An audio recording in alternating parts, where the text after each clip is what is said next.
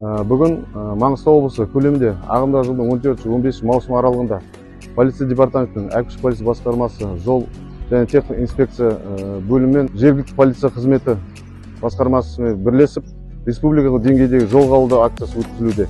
Акцияның басты мақсаты жол көлік оқиғасының алдын алу. Сонымен қатар азаматтардан келіп түскен өтініштерге ден қою мен ұсыныстарын іске асыру болып табылады.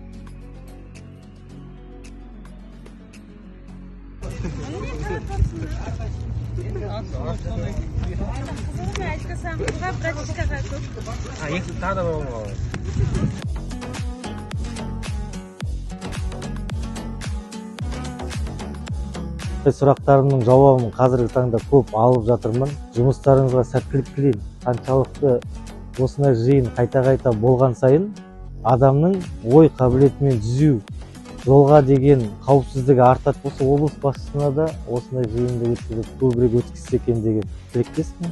Я бы хотел выразить благодарность департаменту полиции города Актау за проведение подобных акций, которые приводят к сокращению дорожных ДТП.